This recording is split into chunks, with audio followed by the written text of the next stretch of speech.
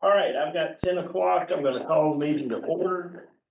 And thank everyone for being here, and we do have a quorum. We'll recognize our newest appointment to the commission, Mary Clown. Mary, thank you so much for your service and agreeing to be here with us today. Mary still has to be sworn in, so she's a appointee. She's attending today as a guest, but as an appointed commissioner. And Dr. Parks was gonna be here today, but I think he's coming to the next commission meeting. And we can say thank you and goodbye to him at that time. And I'll go ahead and mention it, Kyle, as we talk. We asked for a resolution from the commission recognizing Steve's service last time, and we would also add Dr. Parks to that list. So maybe we can have those where we can formally approve them next time. Yes, sir. All right, and then, Dr. Pelkey, if you would start, introduce yourself, we'll go around the room, introducing everyone in the room. All right. Matt Pelkey, University of Arkansas at Monticello. You want to announce what's going on Thursday down in here? So yes, Thursday, and everyone would be very welcome to attend. We'll have the groundbreaking ceremony for our Arkansas Forest Health Research Center, which wonderful support from the state legislature and from the governor's office. We're gonna have a world-class facility to protect Arkansas's forests from future threats, insects, disease, climate instability, all kinds of good things that are going to preserve this very important economy and recreational resource that we have. So, thank you, Mr. Dillon. I'm sure we're gonna have a big crowd there, the governor's gonna be there, so come if you can. Yes, sir. Tyler Auctioner, Arkansas Farm Bureau. Karen Mack, Department of Agriculture. Sherry Cypher, Department of Agriculture. Alex Johnston, Department of Agriculture. Y'all wanna tell us what you do, other than Department of Agriculture? No, I'm serious. Yeah, so Alex is the new chief of staff for the department. Oh, yeah, Alex, Hi. we need to know you. Yeah. Hi. That's right. So as most of y'all know, Cynthia Edwards, she, I guess, quasi-retired, mostly retired, this past month. So we're thankful for all of Cynthia's years of service. She's still gonna be in and out every once in a while, but Alex is taking her spot. Okay, and the other two individuals, I'm with the legal division. legal to the, oh, one of those. Oh, it's doing all the day. She said hers a little bit Boy, we must be walking on the edge here. All right, Billy, Billy Black, I'm Chief of Law Enforcement here at the Department of Agriculture. Jeffrey Powell, CIO for Arkansas Department of Agriculture. yes, sir. Yvette Brown in Arkansas Department of Agriculture, Forestry Division. I think. We're gonna announce her in a little bit minute, so later, yeah. so I think this is Wednesday. Okay, Fred Wheeler, I'm the deputy CFO here at the agriculture department. thank you. Thank y'all for being here. The first order of business is the minutes from our July 12th meeting that were emailed to you and are in the packet. I'll entertain a motion for their approval. Second. First by Frank, second by Mr. Calwine. Are there any corrections or discussion about the minutes? If not, all in favor, please say aye. Aye. Any opposed? All right, now we've got a report from the Registered Forestry Committee, Candace.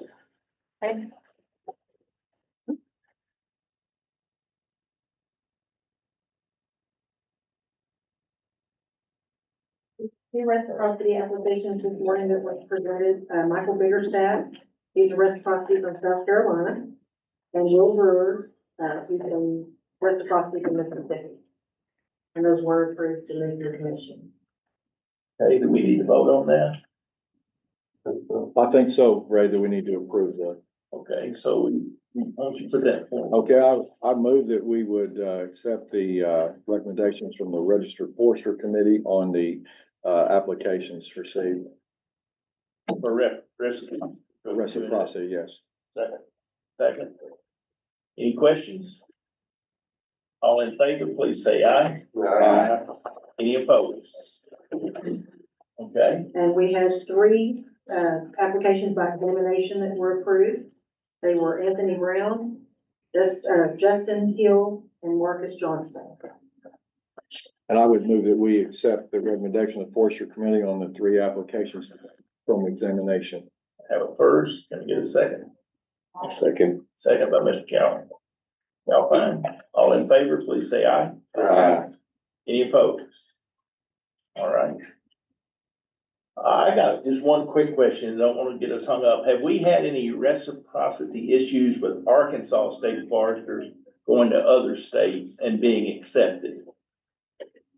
I'm not aware of any, Kyle, have you? I heard it. Okay, so as far as we know, that process is doing okay. Okay, all right. All right, anything else? That's it, so far as the, applications. So I'll turn it over to Mr. Fowler. Okay, Okay, I'm just gonna sit here, Ray, it's okay, I'm just gonna sit here. Okay, and we had two applications that were incomplete. And regarding the incomplete, in the past, we have sent some of these up with a pending, title, fixation on them. And you had asked us, Ray, to reduce the amount of pending stuff and approve them or not. And so after discussion, it's the opinion of the board that we have a pretty definite application process. An application is either complete or it's incomplete. If it's complete and they've met everything, the requirements, we're gonna bring it up here to be approved. If it's incomplete, it's not gonna be approved. I fully support that. And, yes, If and they so. can't fill it out, I don't know why we want them with Yeah, it as a so registered just forester. wanted to share that with you. So we had two that were incomplete and we're not bringing them up here for pending. They're incomplete. Were until they minor things or major things? One of them is just an application. They hadn't done anything else. They lacked references. Last references, Waiting on yes. 5 letters. And then the other one, I think, lacked, just maybe one reference. Yeah, that was an example of one that we wanted to set up and said pending a final approval, this last one where we're gonna wait until he gets it before we bring it up. Fully support that. The other item that I would bring up from the Registered Forestry Committee was, we looked at our application and felt like we needed some kind of language about special needs people, how meeting special needs. So, after discussion in there and our legal team being present, the legal team is gonna look at our application and bring it up to spec legally so that we cover all the bases, special needs and anything else on there that's not correct. And so they will bring that back to us with all the language corrected and address special needs. And, at that time, we'll, bring that up to you and Wes to, determine if it meets you all's approval. Have we had an applicant that required it or desired it, or is it just us? Dr. being Pelkey, would proactive? you address that? We had people that asked for special needs. Right, we had one individual that asked for special need, and we discussed that and approved that in the last session. That individual has gotten, their paperwork into the UAM, Office of Special Student Services, and we are currently working on a time with that individual with their work schedule for them to take the exam this fall.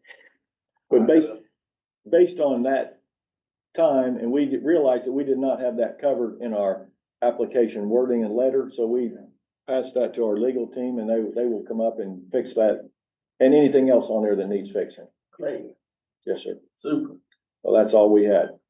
Okay, Mr. Dodd, all right, got some introduction. Yes, sir. Good morning, everyone, and this is part of the meeting I'm always really proud of, and I'm especially proud today, to announce some new personnel we have in the forestry division.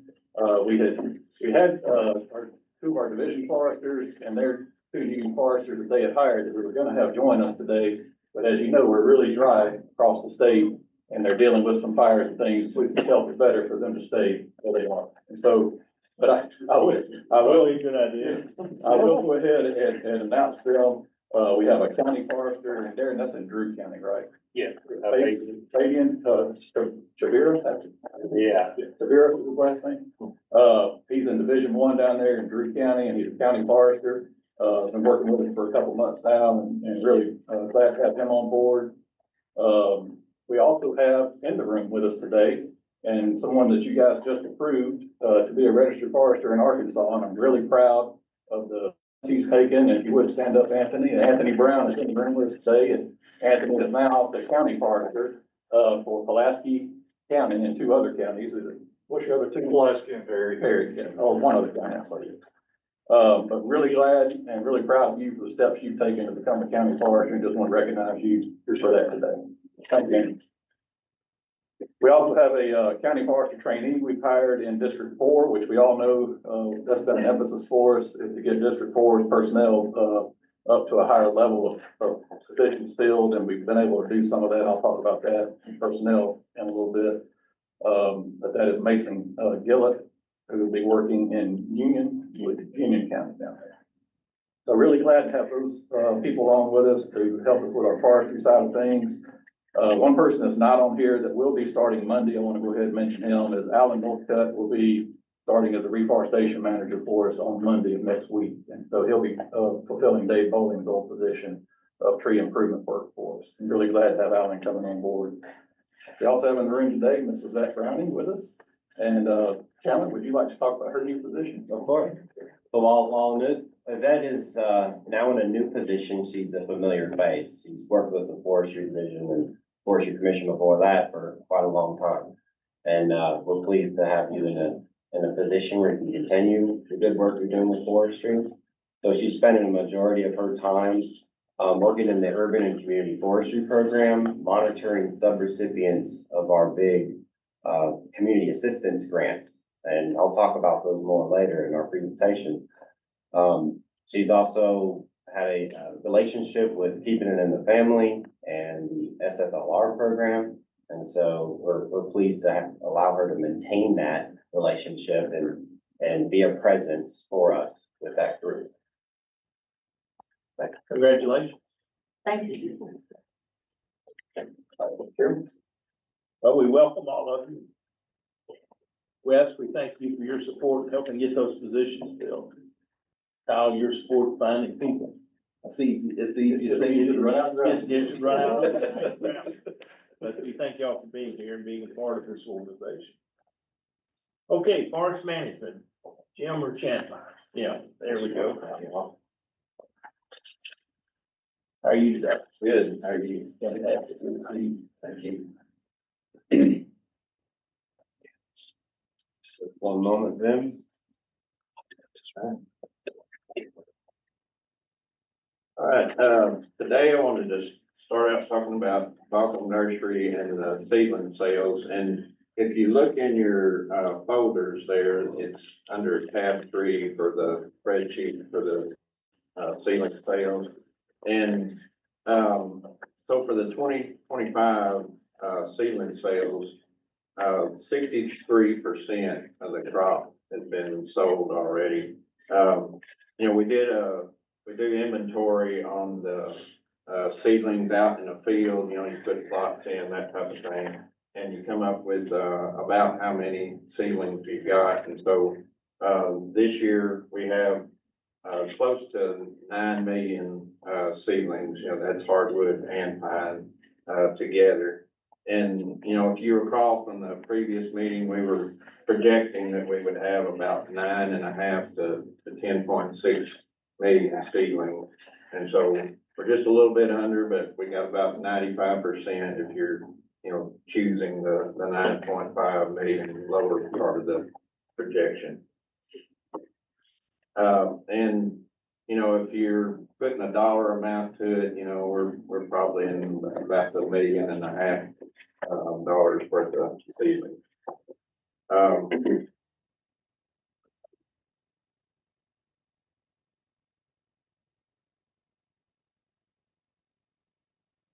Do make sure that's on. Yeah. Also, I believe it's gonna be a little higher than 1.5 million. I'm not sure if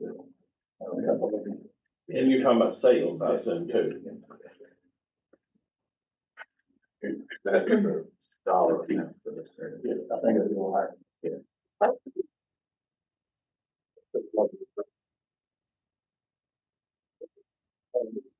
That width on the side is on.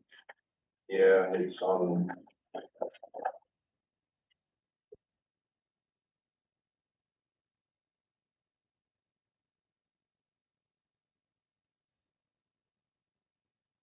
All right. A little lag there. So, during July, the 22nd to the 25th, we hosted the, Southern and Northeastern, Nursery Association Joint Annual Meeting here in Little Rock. And, it was at the Doubletree Hotel. And about, 75 people attended that from 14 states. And so, we had 2 days of presentations and, during the breaks, we had vendors with exhibits and that type of thing, that they could look at. And then, one day we toured, Bauckham Nursery for a field day.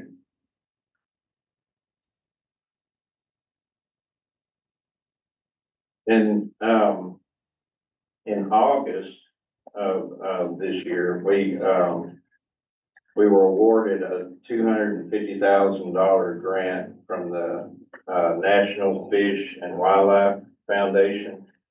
And the purpose of this grant is to restore 30.5 acres in the northeast corner of Bauckham Nursery. And you can see it there in red and green. That little green area is a sawtooth oak orchard, which we're not producing sawtooth oak anymore. So that's an area up for restoration. And so 2 weeks after, we received the grant, the Bauckham staff rented a 40,000 pound, excavator. And, we cleared a ditch, and you can see that ditch in orange there. And the reason why we cleared it is because that body of water to the north of the ditch there, it's on private property. It backs up into that, restoration area, and so it keeps it wet. And the reason why it backs up is because there's beavers in that, area, and so we don't get the chance to go on private land and take out the beaver dams and the beavers, so it just backs up on us. So, when we cleared that ditch and dug it deeper, it was an existing ditch, then it drained water out of that area. And so when we did that, we just had an invasion of water moccasins into that area around the pond, because they were seeking a new habitat. And so that picture is taken on the east side, where the snakes were, and then looking down west, towards the excavator. Did the snakes win or we win? What's Did the that? snakes win or we win? Oh, I don't know. It's still up in the air. Yeah, fortunately, none of our dove hunters got into it. But anyway, there were quite a few snakes. So in September, we got a grant from the U.S. Forest Service, and this was, the grant was for $106,000. And so, the purpose of the grant is for enhancement of the nursery and our tree orchard that we have at Bluff City. And, so with this grant, what we plan to buy is a seeder, to put down seed, and then a forklift, that's for Bauckham Nursery.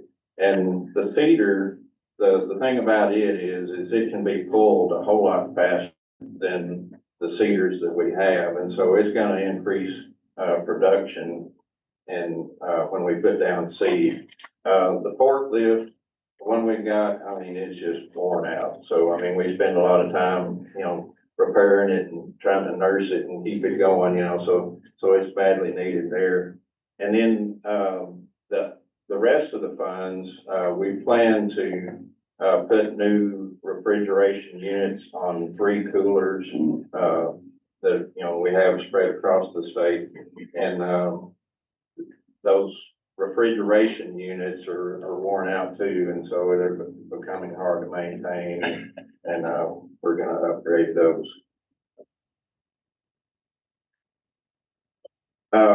On Forest Legacy, we are gonna close on the White River Headwaters project, in December on the 13th.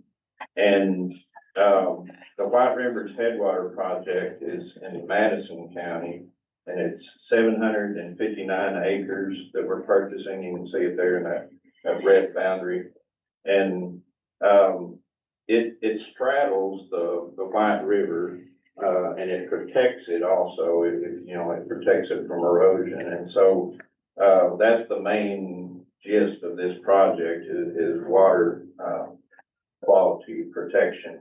And the White River, it flows, it flows north to Beaver Lake. And it's about 27 miles from this project, to Beaver Lake, where the White River flows. And, the project cost is $1,705,000. And we're getting we've got the Forest Legacy grant, of course, and it pays 75% of the cost. And then the Northwest Arkansas Land Trust is gonna pay the 25% cost share. And the final owner of this, you gotta be a state entity to own it, is Arkansas Natural Heritage Commission. So they get a good deal on this. They get land for free, basically Forest Legacy and Northwest Arkansas. Oh, and I wanted to add too, we've been working on that one for 4 years, so it's been a while since we started that project. Now, will they manage it, or will we manage it, or how will that work?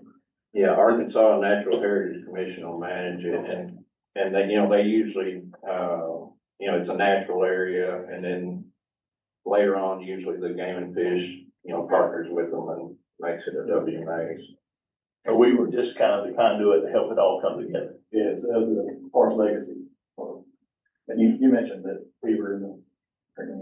Oh, yeah, I'm sorry, yeah, so if y'all are familiar with Northwest Arkansas, Beaver Lake is one of the primary sources of water for that area, so it's an important project. That portion of the river actually flows north through the lake and then comes back around, so it's taking water for that drinking water. And it's critical. And then, we plan to purchase, a tower in north central Arkansas, and the purchase of the tower is located, north of Melbourne. And then it's just a little bit east of a community named Oxford. And, the tower is 100 feet tall, and the purpose of that tower is to put a repeater on it for our fire, communications. And, before we started looking for, a tower to purchase, what happened was a tower located, southwest of this current site, about 1 mile. And, it started, becoming near the end of the lease. And so, they started saying, okay, we're gonna raise our amount for our lease. And then on top of that, they said, well, we want you to, put the, bill for repairs on one of the equipment shacks, at the base of the tower. And so we thought that was too expensive, and so we decided that we needed to look for another place, and this site came up. Like I said, the tower is 100 feet tall, and, the cost of the tower and 1 acre, you can see the 1 acre survey there, is $25,000. And so if you were to buy a new tower, it's $36,000 just to have them, come out there and build a tower on the side. And then plus that, this site is a good communication site. So not all sites are, suitable to build a tower on, and so, this one came up, and we decided to go ahead and purchase it. And so we got a savings of money on our communication system. Okay, so this is an existing tower on the existing site that we're purchasing, is that correct? Yes. Will what's on the tower stay on it, or will we take it off? What's on the tower? We'll take off. It's not being used currently. There's some old equipment on Okay. it. We'll take that off. We'll take that off and then put our stuff on. Yes, sir. Just want to understand. Yeah, this is a picture of exactly what's on it, you know, because we had. I was just wondering, you know, I didn't want to put these on it. because- No, that's right. Question, how far will how big of an area will that cover?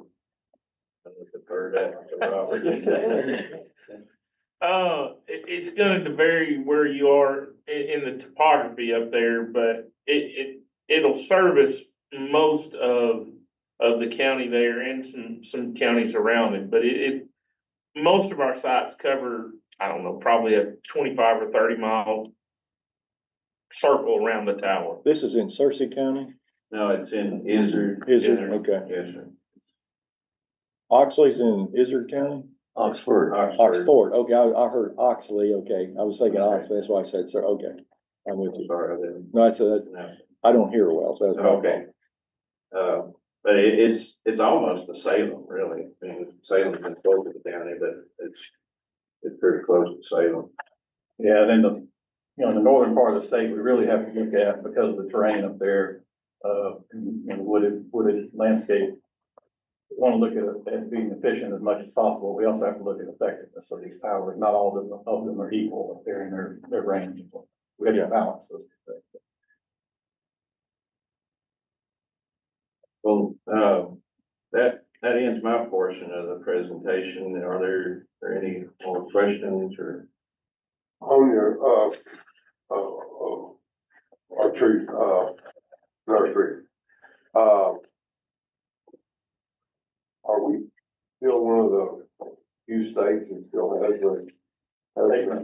what about our neighboring states, Mississippi here? Mississippi and Louisiana no longer have nurseries. Are they purchasing trees from us? They do purchase some. And that was something we looked at earlier. I talked to Mississippi State Forester, Bozeman over there. You know, they've had such a huge amount of pine mortality the last couple of years over there. I think there may be a need for us to increase our pine production in the next year or two because of the need they're gonna have. But the priority is Arkansas first. I I mean, understand. I think we need to emphasize the fact of where we are, and I think we need to stay up on our contract on that. Because it's money for us. On contractors so that we're not subsidizing the home players to some.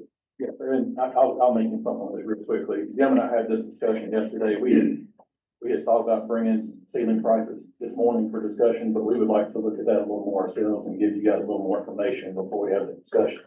So if it's okay, we'd like to do that in January, or you are, because it's been 2 years since we reviewed our ceiling price. We'd like to do that in January.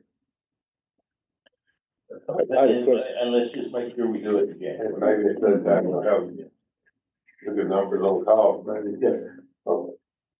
Brad, a question, back on the White River Headwaters project, now, 1.7, but 75% of that was covered by, is that the Nature Conservancy, or what was it? No, it's Forest Legacy. Forest grant. Legacy, and then who covers the 25% then? It's Northwest Arkansas Land Trust. Okay, All And they've been one of our primary partners on that. okay. Thank you. And just let me mention, just so that we all can help people understand what we do. What's the biggest threat to Northwest Arkansas? Development. Water. Okay. Lack of water. With the explosive growth that they have, the reservoir that they have. So I can't tell you how important this project is to the economic growth of Arkansas and protecting that area up there as far as having water available. And, you know, this is the good work that happens that very few people will ever know about that really makes everything work. So I speak water. And it's really important that we get our fair share of the Forest Legacy money. I think that. Yeah, we're part of the the South concerned, for sure, we're one of the more active states as far as lakes. At the same time, I do want to make note, that we're not just running around buying land just to buy land either. It has to meet certain criteria for us and certain criteria for U.S. Forest Service. We designate, zones in the state that can even be considered and that type of thing, and there's some criteria those have. There are constraints there. Ray, I agree with what you said. It is important that it would be on the front end of this and protect these things while we still have the ability to do that. And how important it is for this group to function like it functions and the work that's being done. Because nobody knows till you run out of water, and then it's too late. So, thank y'all. Yes.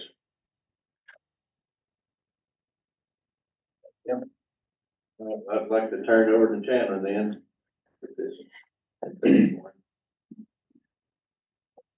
Thank you, Jim.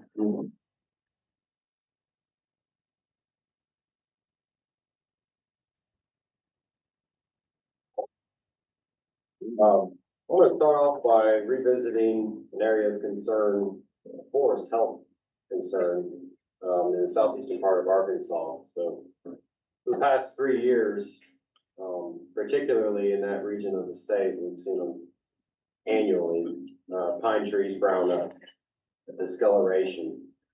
And the ubiquitous problem there is pine needle diseases. We're learning more and more about the situation, but there are a number of other issues at play here.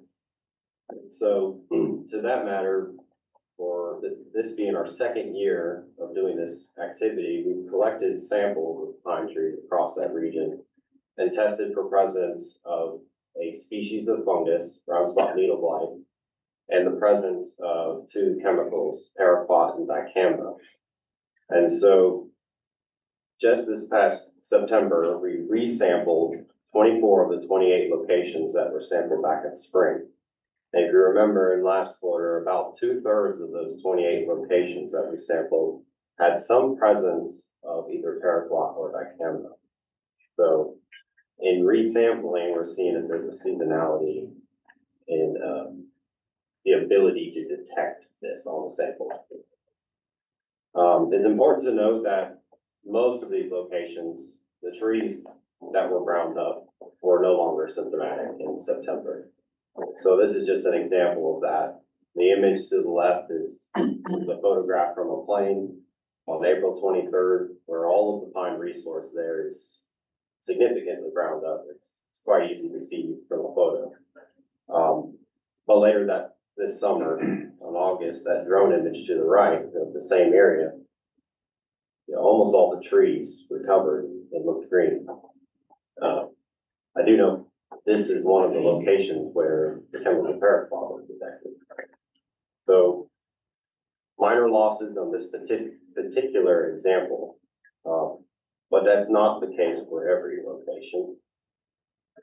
This is a location in Chico County where significant losses, I would categorize it as catastrophic for that stand. There was some degree of salvage cutting, but for the most part, those really heavily dyed locations of that property have not been harvested and probably won't be.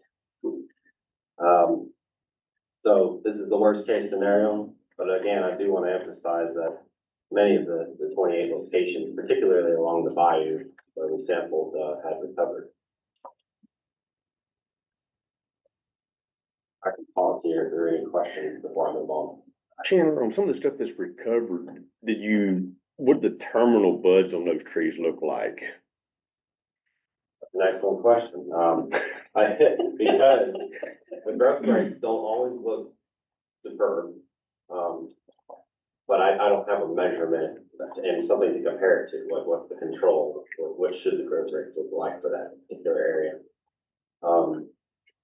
I would say there's probably some stress involved with what they're dealing with, and so growth rates would be negatively affected. But some of the stuff I've seen down there, the top 2 foot of those trees, the repeated damages have killed that terminal bud on that tree. And that's why I wonder if you were seeing that on those particular sites. I can't say I have, but purpose, get it counted, but it did not take hardwood at all. Not like pine. The chemical, Usually, I always thought they usually work on Yeah, hardwood. most of the time you think of the other one, the paraquat's not a forestry herbicide. It's an ag herbicide. I know, but I just, I I think that's.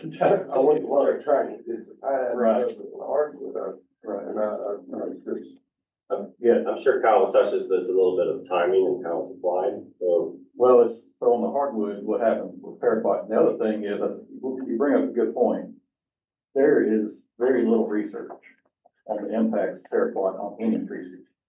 And that's something, I felt you mentioned the new Forest Health Center, that's something that I've talked to Dr. Blazer about as one of the first projects that we'll have down there. Or what are some of the thresholds for pine and paraquat?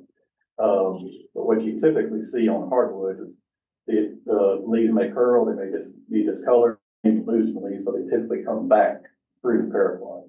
Now, dicamba is a different deal on hardwoods.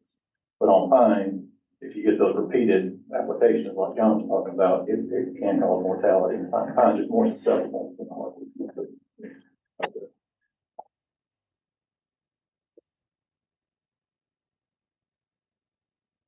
So the next several slides, I'm going to present some grant interests that our agency are looking at. And this is a good segue from the last slides because our activity in the southeastern part of the state will not and should not be just sampling. And so I submitted a grant a couple weeks ago for $2.5 million US Forest Service funding. And this is to add another option for landowners in the area. If they choose to replant their pine forest with native hardwoods, this program would offer cost share opportunities to do so. So I want to really thank the image to the right there is the results of work from an analysis from University of Arkansas, Monticello, identifying the resource within that region, particularly the disturbed resource. All those red areas you see there on the map are a combination of mortality or decline resource, but also harvesting resource. So this is a baseline potential for where reforestation might occur. I know there's a lot of worry about replanting pine in the region, so I hope that this program would offer another option and funding support for those landowners. question along that line, does any of the reforestation cost share grant, does any of that go to, basically a pre-commercial spending of that, what we don't understand sometimes is natural regeneration. In other words, cutting nothing, anything to it, and let the species come back as that, you know. I remember a time when we had pine and hardwood standing together. And, we have an opportunity, John was talking about some of his landowners didn't want to reforest their land. Yeah. We can take those areas, 5 or 7 or 10 years of pre-commercial venom and leave a stand that is both pine and hardwood and increase the growth and enhance those stand. Is any of the cost sharing money, does any of that go for that? Or is it gotta be clear, gotta be site prep? Yeah, so Planning and that, the majority of the budget narrative is dedicated to the scenarios where you're replanting a resource entirely. This could be a forest that was recently cut and now it requires site prep and planting, or they're standing dead trees. And there's a number of practices that need to happen before you get that ground ready for trees. So yes, I think there can be worked in. can we do anything to enhance the number of acres or the money that goes to that? Because I'm, you know, a lot of the cost sharing now requires you to put hardwood in in the pine sections, when you're planting it. And some of those, and we got a natural, You might mention I know you're talking about natural, so there is that spectrum. So like, it doesn't all necessarily have to be completely site prep and planted.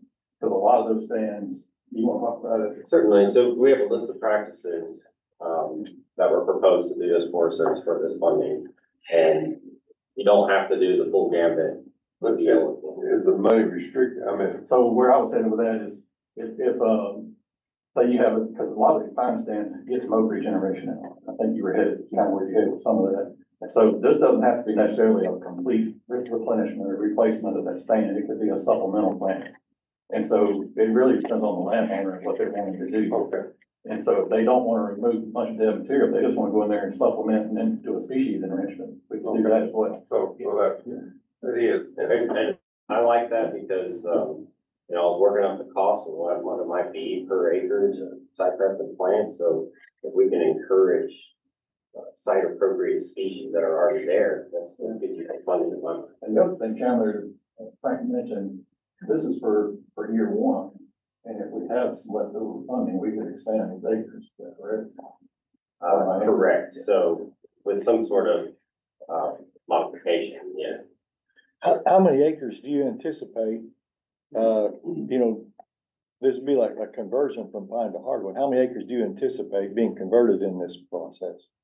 So, knowing how expensive some of the projects might be, particularly if you've got standing dead trees, I use different scenarios to come up with an estimate, and I approximate about 4,000 acres could be reforested with this funding. You know, as a ballpark, we don't really know until the applications come in, but. So basically half of this, we have 9,000 acres here identified, but then, well, like we were talking about, not everybody's gonna go 100% on it. So we should be able to expand. And then, like you said, Kyle, the payments in here, there's a lot of different processes could be approved, different steps in the process, but ultimately it looks like ballpark, and you don't like to get all the stuff. Not everybody's gonna want to sign up. Right. We want it to be guided by a professionally created management plan, so there may not be a management plan on some of these sites for hardwood, and that will have to be made. Are these sites that were converted to pine and now trying to convert back to hardwood? Well, I think initially they were in ag land. And they went, And and way back when they planted them in pine. CRP program. Yeah. And so at that time was. They might have been hardwood before they were ag land. That's true. Way back. Yeah, they were. I can promise you, at one point in time, they were bottoming hardwood. Yeah. Yes, Joe. Well, Chairman, guys, just for the rest of the commission to understand, there's also other monies available that will be going to these areas also. absolutely. Through NRCS and those other opportunities. So, I know like in Drew County on the conservation district, this has been a resource concern that they've addressed with NRCS to help additional funds go to these areas, through some of that local led process. And Chandler mentioned this, and it's very important to point out, this is a proposal. We haven't got it approved yet. Yeah. But there is actually already money coming through NRCS for some of these things that can supplement and help some of this. I'm hopeful that this will be well received by the Forest Service. It kind of leads me to the next slide. For this particular funding source, nationally, each state could see a threshold of $5 million. And so it's not just the state forestry agency that can apply to this funding. So the other $2.5 million from this funding source is being sought by the Arkansas Game and Fish Commission. And we had the pleasure of working with them on their proposal for the funding. And in doing so, really talk about what's important to both of us, with regard to cost share support to landowners. And so their funding request will focus on 3 major cost share areas. That's invasive tree species control, forest stand improvement, and infrastructure. Offered a letter of collaboration for their application. And yep. What do we got? Who selects, who receives the money? The landowner. Who's It's the landowner that receives the money. They submit an application. Right, so I can't speak for Game and Fish and their conservation incentives program, but I would imagine it'd be similar to what I'm envisioning for us, in that there's an enrollment window. And then there's some sort of ranking criteria that allows them to choose which ones receive it. And I just encourage a rigorous vetting process to make sure that we pick the right site for the right reason. Well, And- our priority, we identify those specific acres. All right. Now, theirs is statewide. And this. Yeah, I'm not talking about them, I'm talking about Yeah, us. yeah. And that's why, Dr. Connie and UAM, they really helped us identify those acres. For yeah. Have we seen any impact of coding grass? No, fortunately, there was one identification of coding grass a few years ago, and there's been extensive surveying thanks to the plant industry division. I assisted with creating a tool for allowing them to record where they're looking.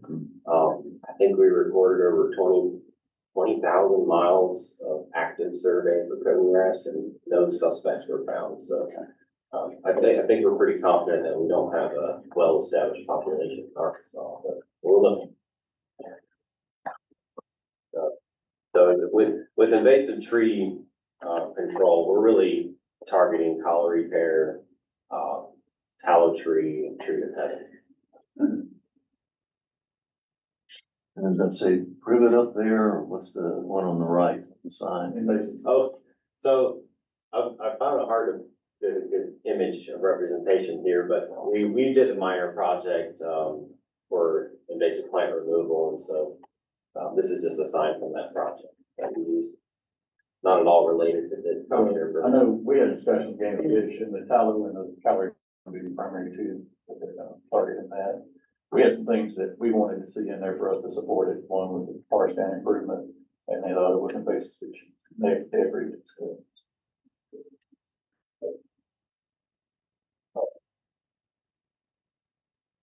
Couple of upcoming grant interests for us and funding that would be available for next year if chosen is, a workforce development project that allows to partner with Arkansas Forestry Association and boost their efforts in recruiting interest in forestry.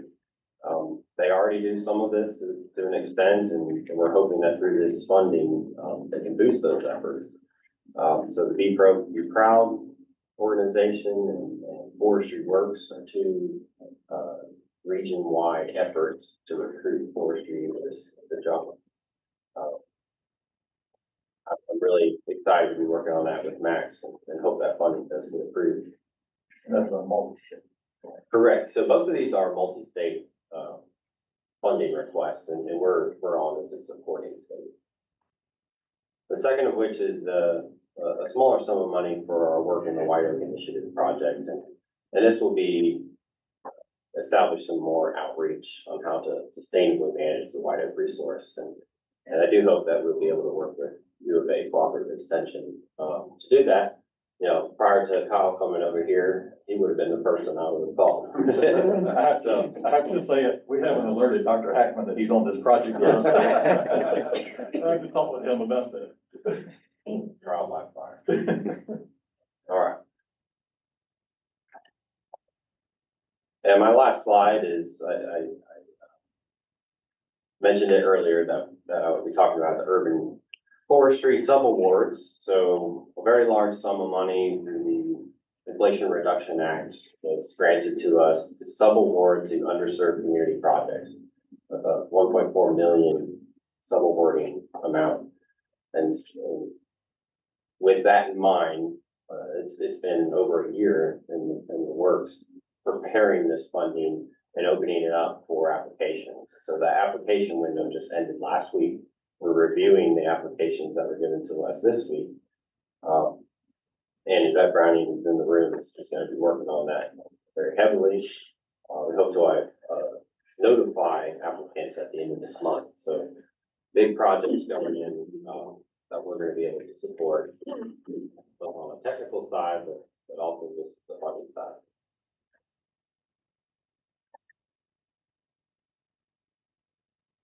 Mark, second. Any questions, Cameron? Thank you.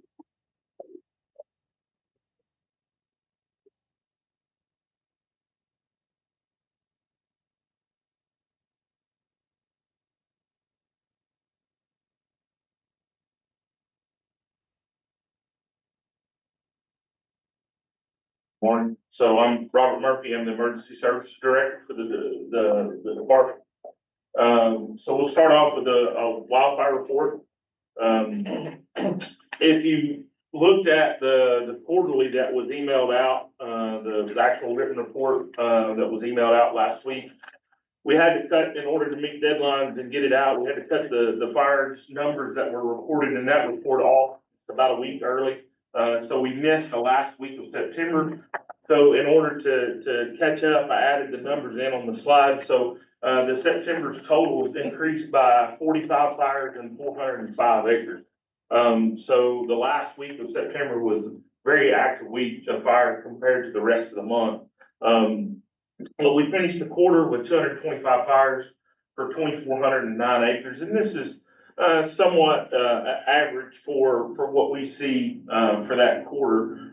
We did have 6 fires that were over 100 acres during the quarter, and our seats, which started on contract September 1st, did not fly at all in September, but they've been fairly active in the last couple of weeks. So they've been operating a little bit here lately. So this is where we are currently. This is yesterday's U.S. Drought Monitor report that came out. The drought monitor is reported once a week, and it comes out on Thursday morning every week. The drought monitor this week shows that we have about 73% of the state in some form of either dry or drought. With the driest portion of the state being in extreme drought in very northwest Arkansas, which is about 3% of the state, and that's the first part of the state that's went in extreme drought this year, or at least this fall. We expect this to continue to worsen as we have very little relief in sight because of the drought and where we are. This is I guess this will be Wednesday's fire danger and burn ban map. There have been some burn bans added since then. I know Faulkner County's been added, and a few other counties. The one that surprised me, I've been with Forestry now 19 years, and this is the first time I think I've ever seen Calhoun County put on a burn ban. But they did go under a burn ban earlier this week. But we expect to see counties go under a burn ban as the drought continues to worsen. Right, the Yes, 5 sir. o'clock news had the burn ban map on last night. It looked like 80% of the state was under burn ban as of last night. Yeah, it's a very large portion of the state. And I know, like I said, I know since then,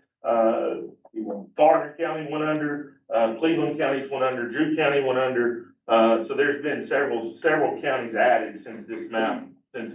But if you would like to look at the map, the easiest way to find it is go to our website, the department's website, click on the Forestry Division, and there's a tab there that you can click on that's fire danger and burn bans.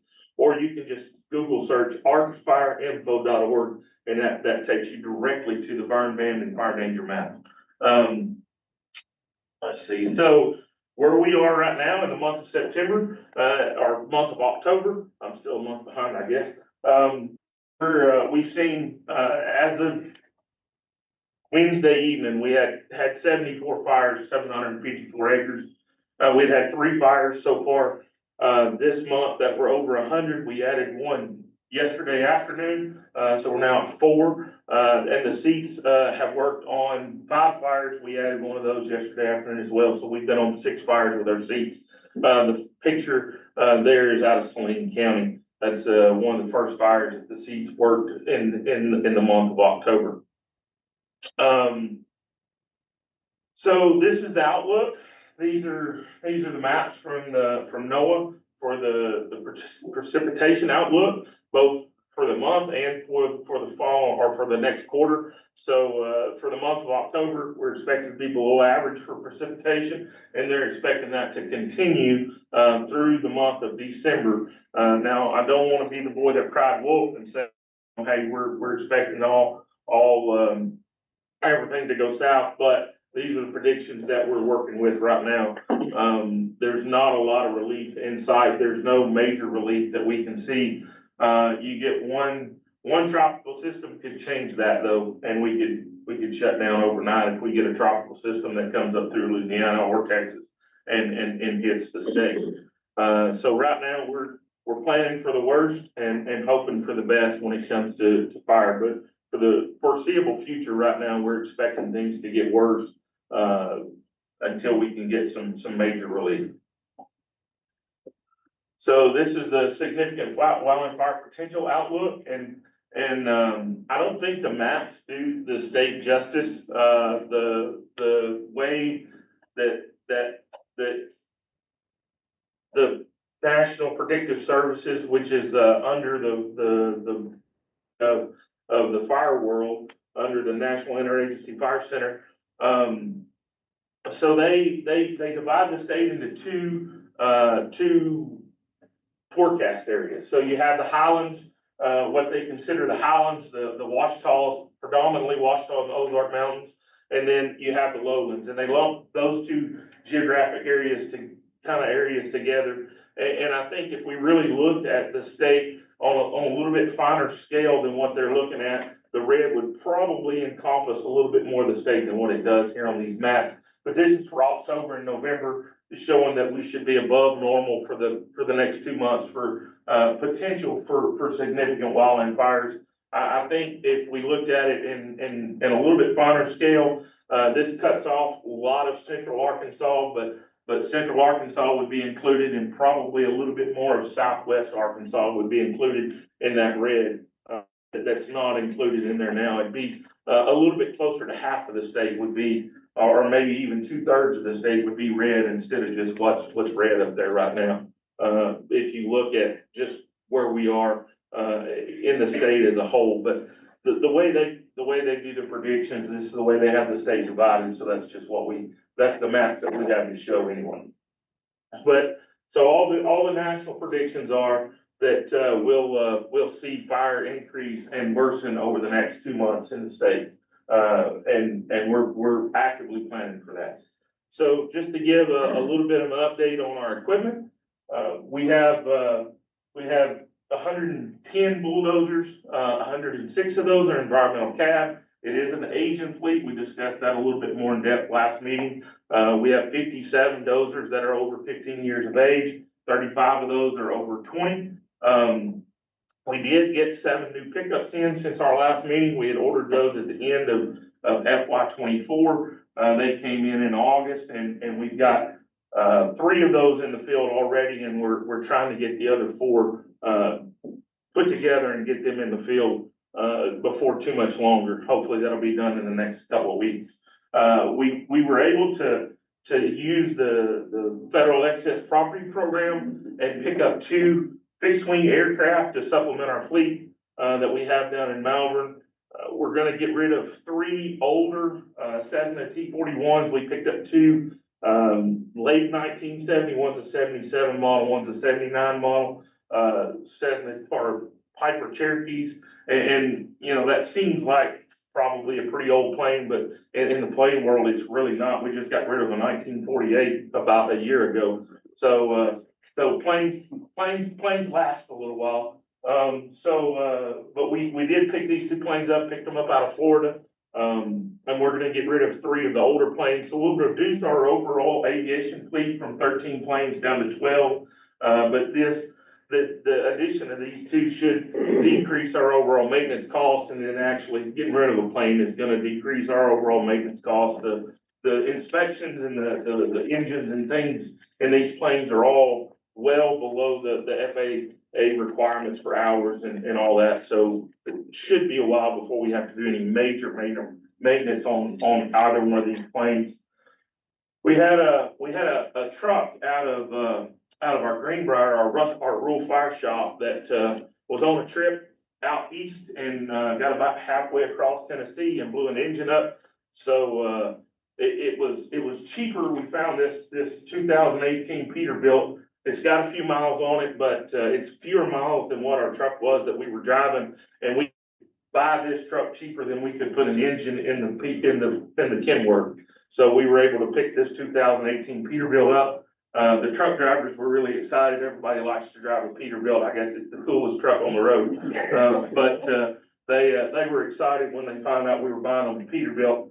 But, we picked this truck up. It's a really nice truck. It's a local truck. It's from a company there in Greenbrier. The guy was retiring from going cross country. He had 2 trucks for sale, and he said, you buy one of them and I'll keep the other one, but I'm not going cross country anymore. So he was getting kind of out of that business, and that's the reason he was selling the truck. There's absolutely nothing wrong with it other than it does have, but in the truck world, it doesn't have an enormous amount of miles. It's got about 500,000 miles on it, which sounds like a huge amount, but most trucks are not retired until they have about 1 million miles on them. And it's gonna be a while before we put 1 million miles on one. We just don't do that kind of driving.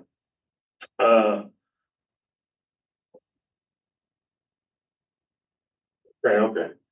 All right, so talk about our training and our efforts in training our staff, and not just our staff anymore, but what we're doing across the state for landowners as well. So we just finished at the end of September, we had our prescribed fires and management tool workshop, which is a cooperative workshop that we put on with a lot of partners.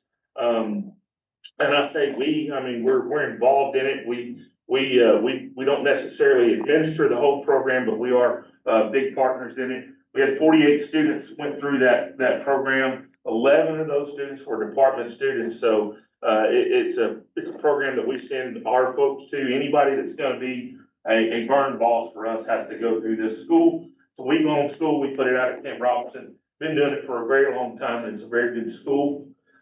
We did have 3 students that went to a new Dozer Academy in Kentucky, Eastern Kentucky. They called it the Mountain Dozer Academy, and we've been involved, and y'all may have heard us talk about the Geographic Heavy Equipment Operators course that happens in the summer, usually in Georgia or Mississippi. They rotate between the 2 states. This is timed along the same lines, but it's an academy that they take and they really focused on teaching wildland fire operators how to operate dozers in mountainous terrain. And that's a big thing that we have. We have the Washita's and the Ozarks, and we have dozers in both places. So we sent 3 students out there to that academy and got them trained. And the idea is to send students to these geographic regional academies and then let them bring that knowledge back to the state. And we'll do some training in the state using those people to train other people in our state. So we won't just send people out to that academy. We'll bring that knowledge back and let them share it with their peers in the state. Also, last year, we talked at length about the Qualified Prescribed Burn Program. We finally got that program off the ground and started putting trainings on in August.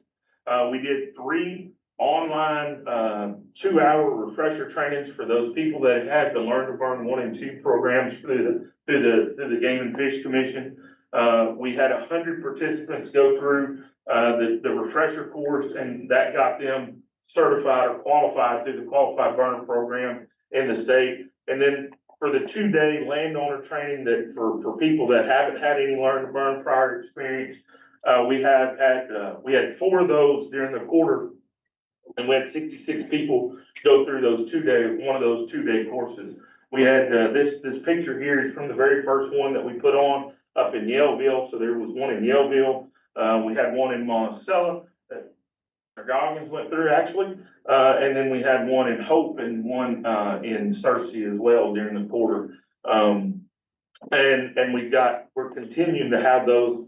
Probably going to see a bit of a pause as deer season gets here. Landowners don't want to come, and a lot of the instructors that are teaching it really don't want to teach it either during deer season for whatever reason. So talking to the Game and Fish, they really want us to put a pause on during at least the very first parts of deer season. So we probably we'll be looking at doing that. But we're teaching 2. There's 2 going on right now. Started yesterday, one in Paragould and one down in Sparkman, I believe, in the southwestern portion of the state. And then we have one more in Conway that's coming up, I think, not next week, but the week after. So we'll continue to put those on for landowners across the state.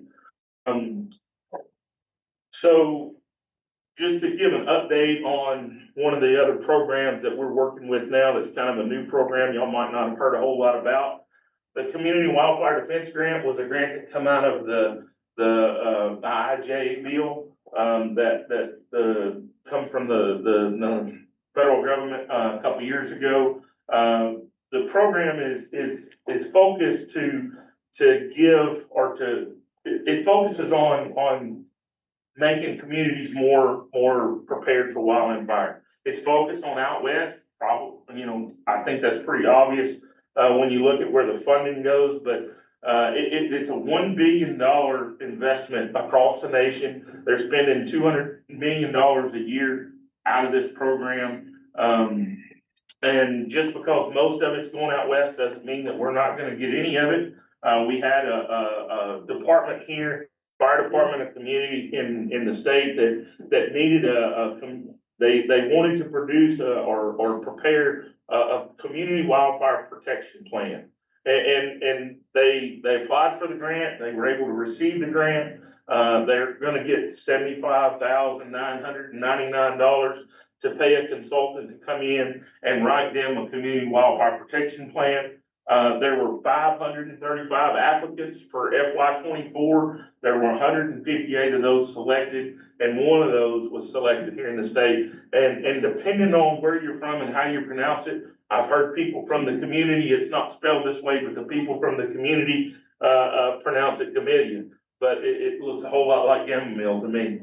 But I'll let them, I'll go with their experience and pronounce it like they do. So Gamillion received a community wildfire defense grant, and we'll be working with them to institute a pass-through grant.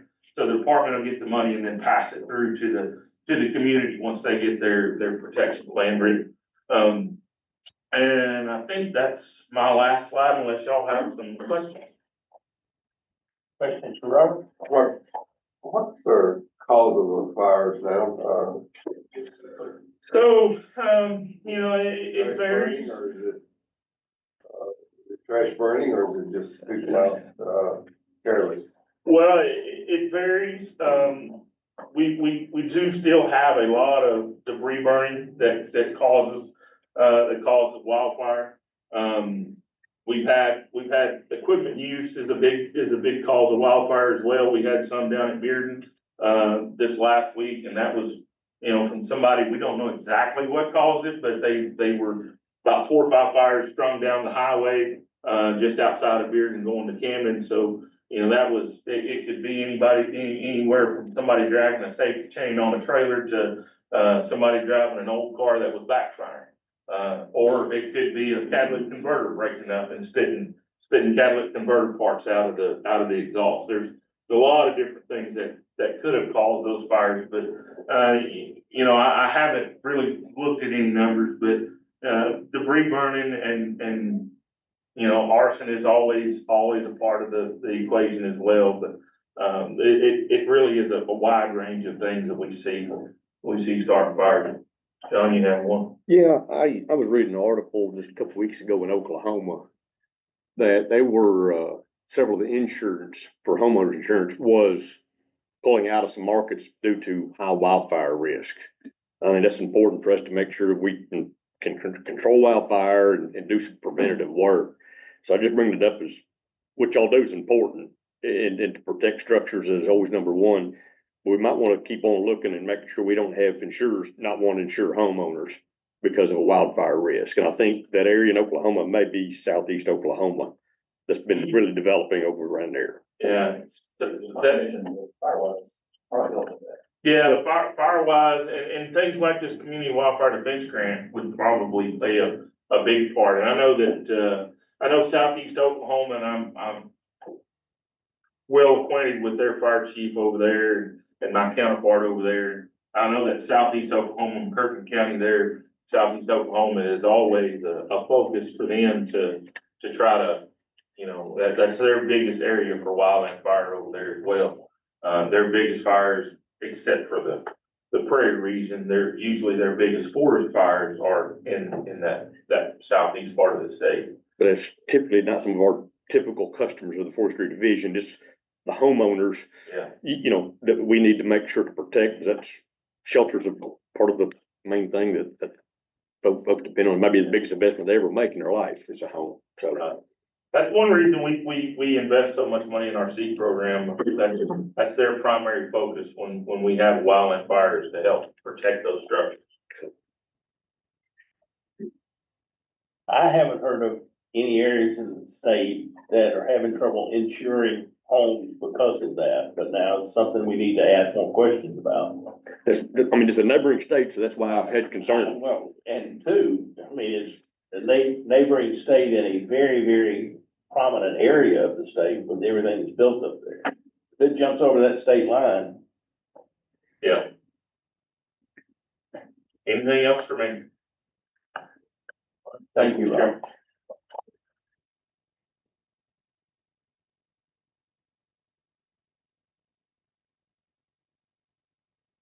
What? You, good.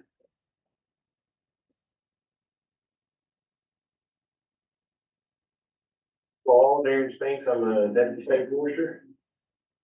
Want to start off talking about some of the things the districts have been working on this past quarter. A lot of county fairs going on right now, so we've participated in 33 fairs or festivals across the state. Schools started back up, so Mr. Smokey the Bear has been making some rounds. He's visited 20 schools or libraries. It's good to have him back. You wanna have some fun? Joe Fox told me that he was bored, so if you need someone up in Northwest Arkansas to fill in for Smokey, Joe Kiss about that uniform, just so you know that. I thought I was gonna say, I was gonna interject here a little, we just purchased more. Yeah, so we got some grant money and we're purchasing 8 or 10. I think it's 8 is what he said. Yeah, anybody that Joe told me he was bored, so here's a perfect project for him. He's about that size, he wouldn't be intimidating to the school students. He might just have a hat, he got this place. Yeah, that hat's important, that's where our family is. Well, he was a Smokey Bear fan too, I want you to know that, it would be a compliment for him to put the uniform on. On the ground, we've been busy working on fire lanes. We've got 40 miles completed this quarter, and also working on the management plan, 238 plans completed. A lot of those are conservation reserve plan this time of year, so busy with that program. And we're providing technical assistance for 850 landowners across the state. Now, before you leave that, and for those of you that wasn't at the Forestry Association meeting, we're gonna go through an audit of the tree farm program this upcoming year. And also the Pine Bluff Mill just put in place that they won't accept wood unless it's certified wood. So I can't emphasize the importance that there's gonna be more and more requests associated with this, so. Yeah. We're proud of tree farm. We work closely with them. Got a good program. Well, there's gonna be a rush to the front of the line there. Right, Frank? Right. On that community part, I want to commend the Grant and Hot Spring County crew. They've helped us at Timberfest with the Lumberjack Festival for years, and they're a big help, big part of it, so. Good to hear. Out at our state forest, Poison Springs, is really got some, a lot of gravel on the ground. We had a grant from the Natural Resource Division through some EPA funding, and it's about $197,000, and we spent the majority of that on gravel. Really done some good works out on the roads out there. It's kind of we haven't had a lot of active logging going on this past quarter, so we really got to focus on fixing some roads out there. Our timber sales, we had 5 timber sales at the beginning of the year. We got 2 phase cut that hadn't been started yet. And we also have one that's partially completed and 2 that are complete. So we got about 232 acres left to harvest out there for this year. And we're also Do you working. think we get the phase cut done this year, or is it gonna spill into next year? I believe the contract expires early next year. We're pressing them right now. And you should, because you know why? Prices are going down and we probably sold it. We got a nice price. That's what I suspected. That's why I was bringing it up, that we need to nudge them. Yeah, it's been dry too, so. So we're also getting ready to work on upcoming timber sales for this next season. At our Hot Springs State Forest, we're getting close to finalizing the WMA agreement. I think putting final touches on it. Working on some boundary lines, getting the boundary lines identified. We're going to paint, make sure all the boundary lines are painted before we let the general public in there. And Jim Jolly's been working hard on that. Appreciate you.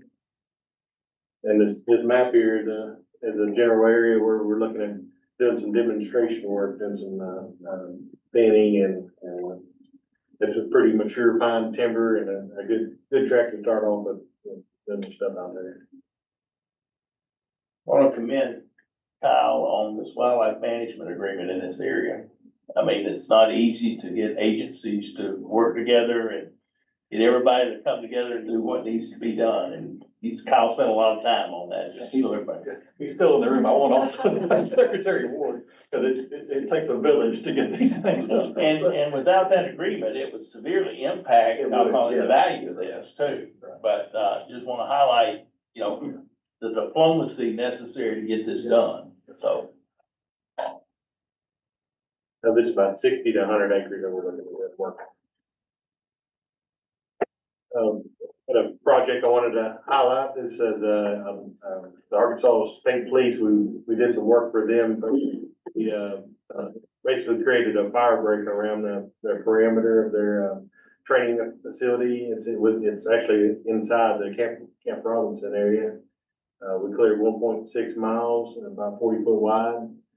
This will allow them to build perimeter fences, and it's been a good training experience for our newer dozer operators and really strengthen our partnership with the state police. We're gonna see some benefits such as getting to use their facilities for trainings. Oh, you're gonna get into their facility? Yeah. So trade-off there. Yeah. Well, no, they got a great, I was on the Police Foundation board whenever we started that project, and, you know, that's for, I'll call it, prevented driving, as far as that's where you send state police officers to learn how to stop when they're chasing vehicles without running over everybody else. That's what that's for. Yeah, so it really strengthen our partnership and actually helping our CDO program. We're looking at some improvements there and streamlining our CDO. Well, that's a big project out there. Took a long time to get it. Yeah.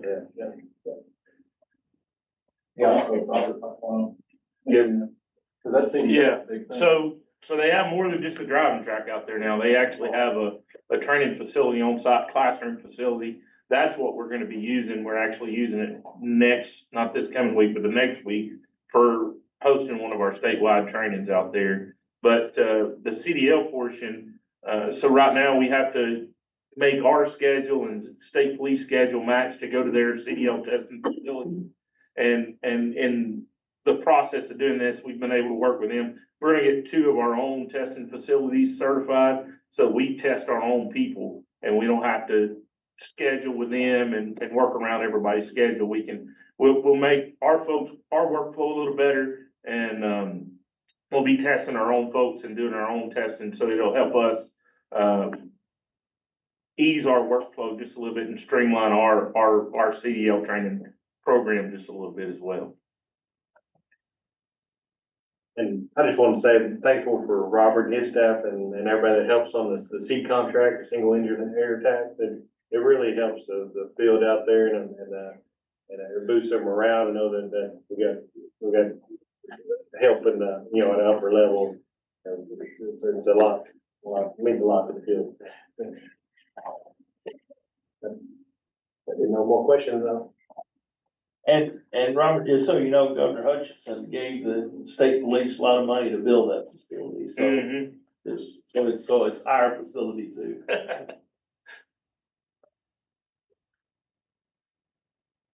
Good question.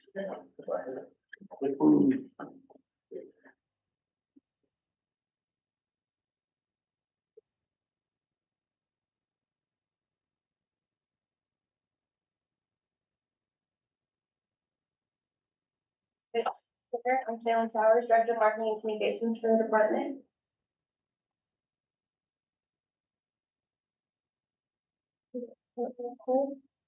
So the press releases we have sent out, are the 2024 Rural Fire Show, the STOP program application period, the wildland fire suppression kits applications, and all those press releases got a lot of media, pickup. A lot in several papers and several news stations called to do interviews. And then, on the creative, products, we have the fire size up report, the rural fire protection upcoming dates postcard, and, with the prescribed fire door containers, and the forest inventory analysis fact sheet for everybody. Our social media is really picking up. We're using a new program now that, tracks all the analytics, and so we're doing a lot of, decisions on how we post things based on those analytics. And so we did a campaign promoting the Rural Fire Show. We're updating with the burn ban updates. And we had the Smoky Bear birthday and messaging. We're trying to do more recent events and training. And then just to highlight for next time, I'm excited to see the numbers, but we posted the video that Regine took of the Garland County fire, and right now it has over 12,000 views. So All you have to do is put a plane dropping water. You look very interested. So I'm excited to see what happens. Also, if you would, I'm bringing this up, I want to commend you on and your staff on your work here recently. We've had a lot of media inquiries around fire here recently. We've been working with you and commend you on that, and I know Wes McKinney and Robert have been quite a few interviews. Appreciate you working on. No problem. We do get several media requests, about burn bans and, wildfires and everything, and working with Kyle, I'm putting together kind of an education sheet that I can send out to the media so that they, so we don't really have to do the basic questions, and they know exactly how we work, and it's a good way to promote the department also. But we can kind of get more into the detailed interviews and not have to do just about the information. Any questions? Sounds like you're gonna be busy this fall. I'm very busy all the time. Okay, good. But it's good, I enjoy it, thank you. Thank you. Is the FIA fact sheet on the website? It should be, I'll double check to make sure. Okay. There, that's not there, isn't it? I think they did. Mhm, I'm pretty sure we updated it. Any questions? Thank you. Yeah, all right. I don't have a slide for this. If you'll turn to tab 5 in your binder, and put on your glasses, because it's really small. I have a summary of it if you don't want to. You're into those. It's all fine. Just to be brief, I'll talk about this again in my state policy report. We have, 227 filled positions currently. It's a little bit down from the previous quarter. I think we were around 235, 234, somewhere near last quarter. And what's really occurred there is just some retirement. We had several, county level staff to retire. And, of course, hate to see them go, but glad that they're able to retire and move on and enjoy life. So we've been working to fill those positions. We currently have, 29 positions advertised or vacancies. If we fill those, we'd be at 256 out of the 280 we have total. We have about 20 positions that we don't have advertised as well. D4, as I mentioned in our last meeting, had dropped below 70% of filled positions, and we've been able to add a couple of rangers down there and the forester that I mentioned earlier. So we are getting those staffing numbers back up in District 4 down there. So getting Corey some help down there, and we'll continue to work there with Corey. We do have some needs in District 2 still. Shane Booth, my district forester over there, he's got a shorthand right now with county level foresters. And he's having to do a lot of that work himself, or lean on our statewide foresters, which I'm really glad we have the statewide foresters in position right now, because that's their role, is to fill these gaps when they occur. And then the good thing is our districts, those lines on the map are really just lines on the map. And so when he needs help, our surrounding districts send people over to help him out. So we fill those gaps when they occur, but we really need to focus on getting foresters over there in District 2. That's Texarkana up through western Arkansas and that area. I mentioned that we have a new reforestation manager that will be starting next week. And we're just continually trying to recruit and fill these positions. as we move forward with all of this. That's the personnel report. Any questions? Has it gotten any easier to fill positions as far as finding people? Right. That's a good question. It's easy when you say, oh, yeah, we just right out there, but I think, you know, I've been in this for a little over a year now, and I think one of the things, put myself up here, but one of the things I think helps is when you show that we're gonna be stable and we're gonna move forward. And, we're in the department and everything, it's a stable environment moving forward. I think that those things help. And then as we all move the legislative session coming up, they will be looking at pay plans, and those things will obviously help if we can get conditions there and some adjustments there. So all of those things, will help us move forward. So, I would say, yes, we are in a better position, right? And hopefully we'll continue to improve that. Well, I guess from a staffing side, are we, and this may be for Robert, and you both to answer, or one of the other, do we have enough people, if we really had fires pick up, to make sure that all of our dozers, we had people to put on dozers that are trained enough to be able to fight? Yeah, that's something that we have, Robert and Darren and all of us put a lot of thought into. And the way I like to answer that question is, yes, the answer is yes, we do, for a period of time. Okay. If we get into one of those periods of times where we're going for 2-3 weeks, our guys need to take a break and that type of thing, and every state's in that situation, it's not just that's time can eat you up, you start having recurring fires across the entire state. If just Southwest Arkansas had fires, we can move people across the state, they'll fill those gaps. But when we get those events, it will occur, where the entire state has a lot of fires going on, we could get in those situations. I think that's what it's saying. Okay.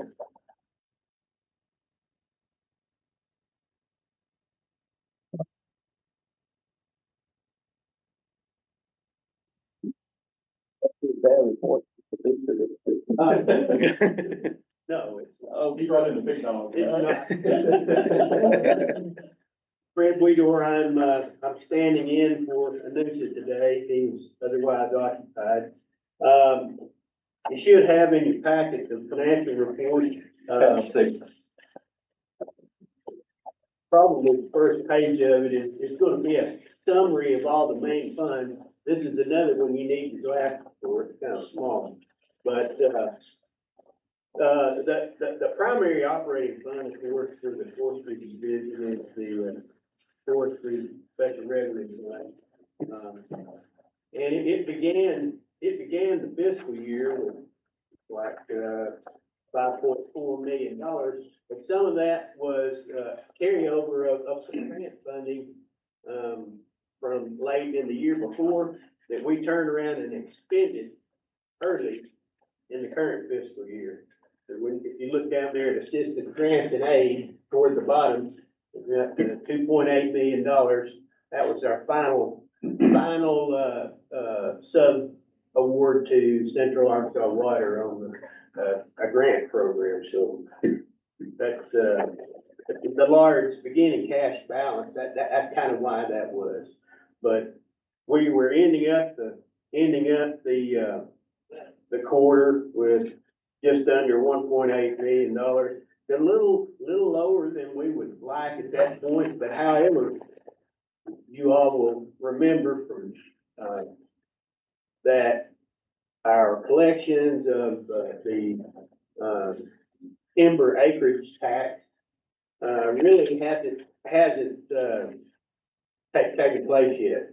Taxes are due now, so beginning in the October month end, November and December, that's when we get the bulk of that revenue. So it will greatly improve that fund balance over the next couple of months. Overall expenditure levels look like they're comparable to the previous fiscal year during the first quarter. Because overall, our operations are just about as we expected. We were hoping for a slightly larger cash balance at the end of the quarter, but it's not not severely low. Also, we have the other funds, of course, the, trust fund has not had any activity in it over the quarter. And the various federal, operating programs are listed. Still have ending with $1.7 million of, dedicated federal money in those programs. And of course,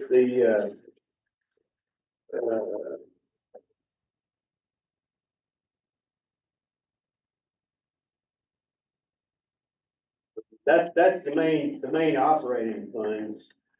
They're all included in that summary. And on the following pages, there's a detail report for each of these funds that was listed. Just a little extra detail, besides what was on the summary. You probably weren't aware of this, Fred, but at the last meeting, there was a request for, financial report for the register. Register forestry, and that's on page 11. Yeah, I was going to get to that. Oh, I'm sorry. Yeah, I was just saving it.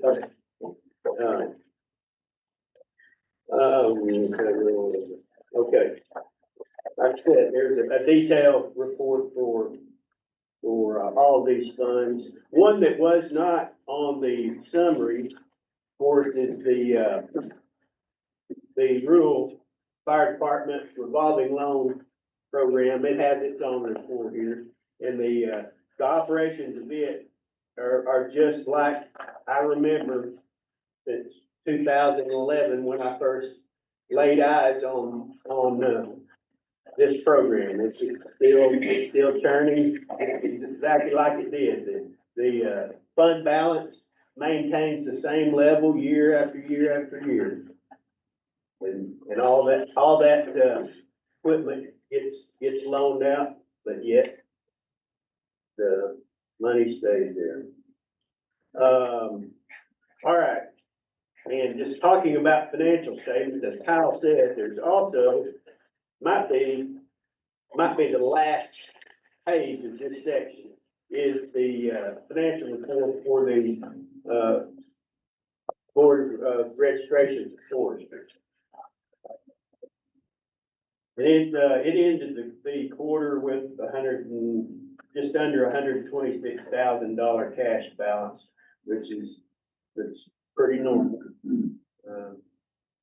Revenues of $1,300 and very little expense. So that's that's the activity there. That's something we're gonna be looking at. That's one of the things from our legislative review was, that these funds don't just accumulate. And so, our attending ed and registered forestry position, some of that salary is really supposed to be coming out of here. We need to make sure we're doing that. I think that would just resolve the inquiry the legislators have.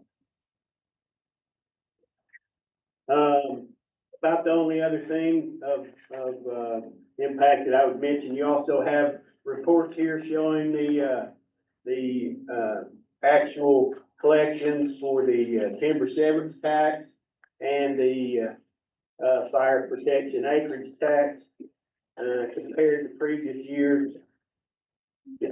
Both of these are down just a little bit from the previous year, but hopefully, certainly the fire protection acreage tax will pick up significantly, and hopefully the severance tax will pick up. Yes. Well, this is not really for you, it's for Kyle and probably Matt Pelkey here. And I'm looking at the severance tax, and we're at an 8-year low, and looking back farther, would we have seen the same thing back in the 07, 08 timeframe fall off in the severance tax as cutting was reduced? Recovered quicker then though. I don't know that we're in recession yet, but.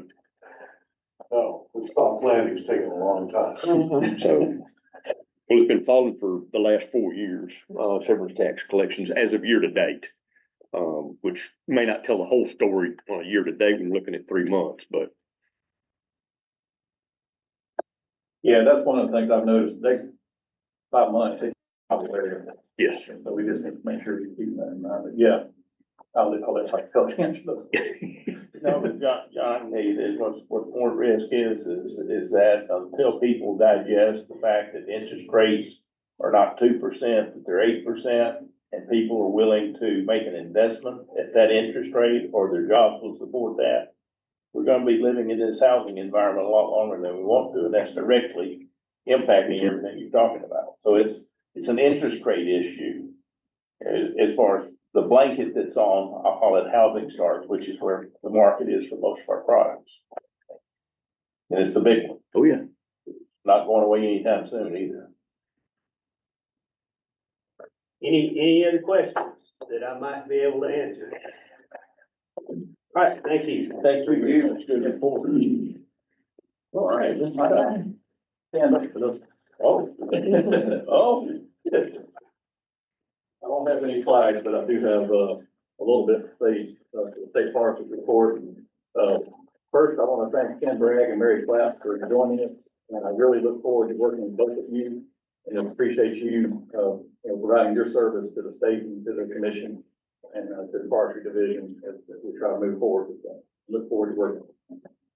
We've spent a lot of time today talking about wildfire, and that, I'm just really proud of our wildfire response that we've had this year. We were really busy back in February. We had, what was it, Robert, 8,000 or 9,000 acres burn in about 7 days in February, and we got tested, as John was talking about, we got tested during that period for a brief period of time. And as we know, we're getting really busy, right now. We've been super busy in D5, which is kind of southwest central Arkansas, around Arkadelphia up through Hot Springs area. And, John Cook, our district forester there, and their staff, they've had over 25 fires there in the last week. And so they've just really been tested and done a great job of getting on those fires and preventing them from causing damage. They did have one, last week that was on Highway 298 there coming out of Jesseville. That was right on the highway. We did some seat drops there, smoked in the highway. We had to close the highway for a brief period of time. We had some structures that the fire got really close to. We did some seat drops on those structures, and it was precautionary, but still the fire was just right there in their backyard. And just appreciate the work that they do. And Darren, talked about the work that the seats do. And I really have seen the value of the seats this fall in particular. We had the fire down around Bearden that Robert was talking about, where a chain or something was being drug behind a truck. And so the fire was spread out over several miles of highway there. Obviously, we can't run a bulldozer flying around something that long, and so the seats were able to go in there and drop on that. Just yesterday and the day before, with the Highland Resources down near Camden, which is a defense contractor down there, they had a fire on their property, and we were able to use the seats to safely attack some of that fire through their gun artillery and things like that. We have to be really careful. And we talked about partnerships. Highland did a good job of working with our folks to make sure that we were running the bulldozer lines in a safe way through there. And so we got that fire under control. Speaking of partners, we don't have as many partners with wildfire as what we used to have, but we do have some partners that still work with us. And I just want to point out that we've had several to help us in the last few weeks. We had a fire in D5 on the Ross Foundation on the Jack Mountain WMA there near Lake Drake, where there was over 100 acres burning there. And they were able to come in and help with some bulldozers that they had, or a bulldozer that they had, and just worked with us to make sure we got that fire under control. Just yesterday, we had a fire on Green Bay Packaging property in Logan County. They had a forester come to the site and help us with navigating around and responding to that fire. The U.S. Forest Service also joined us on that fire because it had the potential to get really large really quickly. And we've gotten it under control. Thanks to the work. We had 5 of our own bulldozers on that fire, and we jumped on it really quickly and got that fire under control. I want to follow up on the bulldozer talk that Robert mentioned earlier, and I mentioned last time. We're working on basically a document that we can share with state leaders through Secretary Ward, and to make sure everybody's informed of the situation that we're in with an aging fleet. And we're going to continue to, as we go through this coming spring and this cycle, make sure that we're presenting the short-term solutions and then searching for the long-term solutions that are going to get us where we need to be with bulldozers. And so we're still working on that. I want to thank Secretary Ward. We've been doing some reviews on our state, purchasing, land acquisitions, I should say. And then you heard all the grant programs that we have today. We've kind of been looking at those and reviewing, how many are enough and that type of thing. Typically in these meetings, I'll bring someone in to highlight one of our programs. Well, today I wanted to highlight the work that our state level staff are doing. I'm really proud of them for the work that they're doing on these grants. I think we have 9 grant proposals out right now, and 4 of those are gonna turn into state-led cost share programs to help landowners in Arkansas and harvesters in the state. On the forest management side, Darren mentioned the number of plants and acreage and people that we've helped in the state. I'm really proud of that work. Sometimes the forest management gets lost this time of year because they put such an emphasis on wildfire. But really proud of our foresters and the work that they do in getting these forest management plans out there. Chair Dillon talked about how important those could be with regard to certification and getting, a company like Cezanne up to speed on their certification or amount of certified wood they have flowing through the mill. So we'll certainly do our part in there. Looking at some of those numbers, we've had about 40,000 acres this year that have been written in plans, and about 20% of those have been in the forest stewardship program. And that's something I would like to see us increase. We have to balance that because a lot of the plans we write are technical assistance with NRCS, and then we do have some plans that we write that aren't affiliated with any programs. But I really want us to look at that. It's really an issue nationwide where forest stewardship plans just we aren't doing quite as many nationwide as we used to. And that's something I want to look at us improving because forest stewardship plans are very important. Our partnership with U.S. Forest Service and providing those is also important. And Chief Moore has talked about that. They have, with their emphasis on wildfire, they have a limited amount of resources budget-wise that the Forest Service can put into the forest stewardship program, but they've basically been able to keep it flat. And in the last year, they've actually increased it a little bit. So we're going to work with forest stewardship, we're going to work with our Forest Service and make sure we're keeping that program running. I do need to mention, you'll probably hear before our next meeting that we are closing a county office, and it's Madison County in Northwest Arkansas.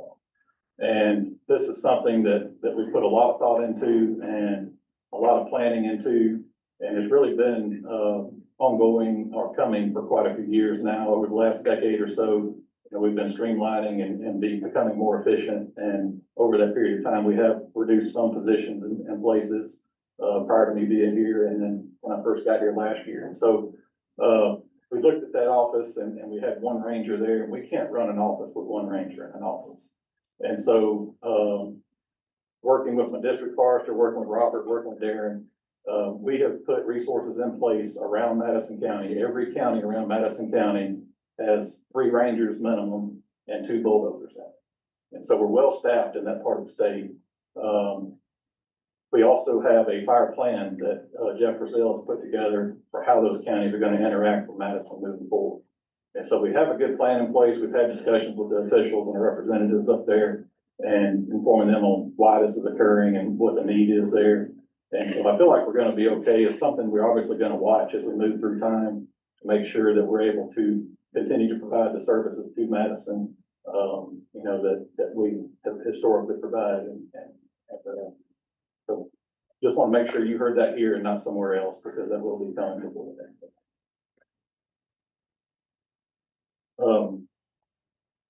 All right, but overall, I'm still pleased with where we are and where we're headed, and be glad to take any questions.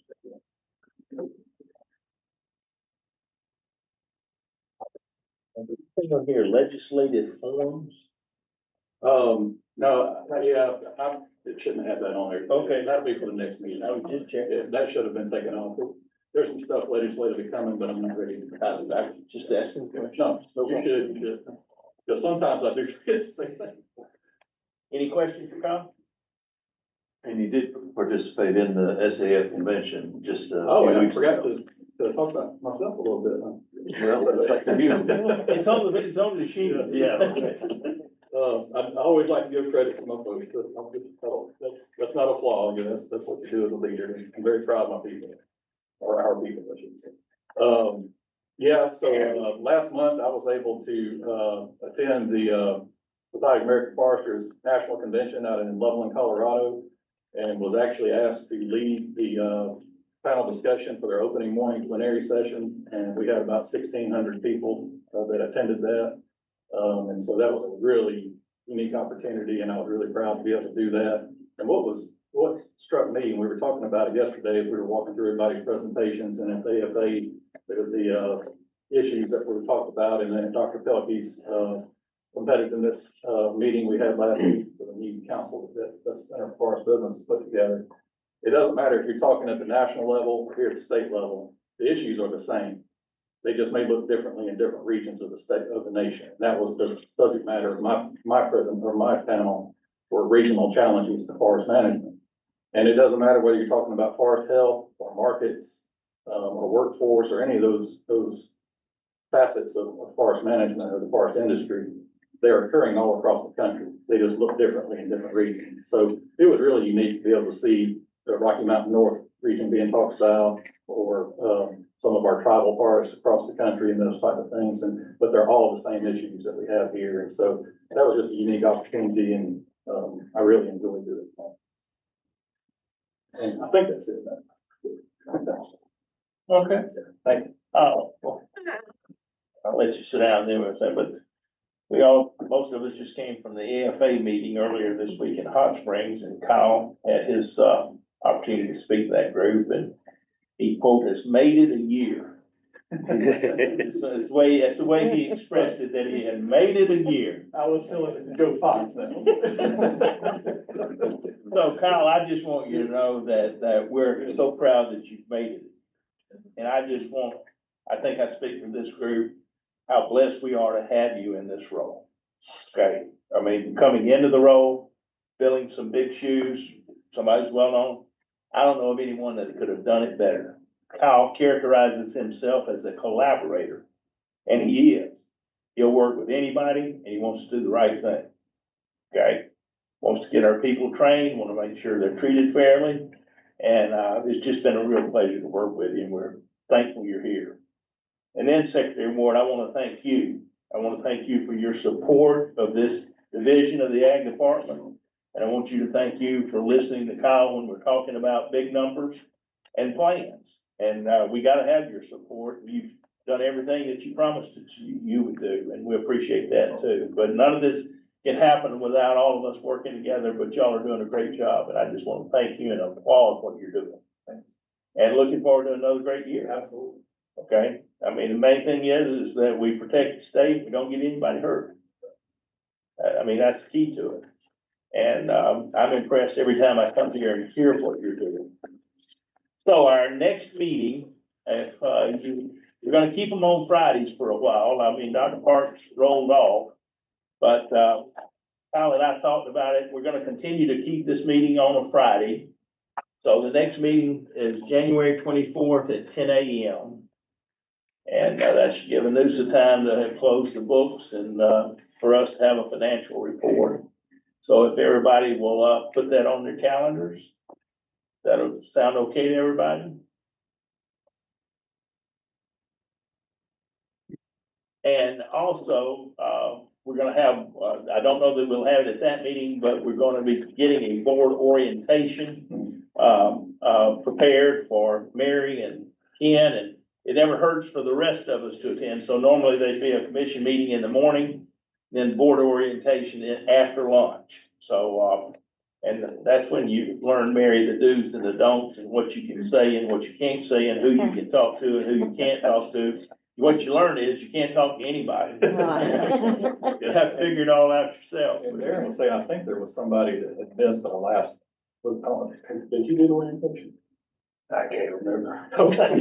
So then, it was you to sign this up, but there's an upcoming board orientation, probably next meeting is a good time to do it if we can get it done.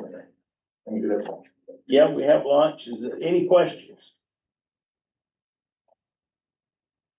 Well, I want to thank everybody for their time and attendance and your reports. They're not wasted. It's great information to have.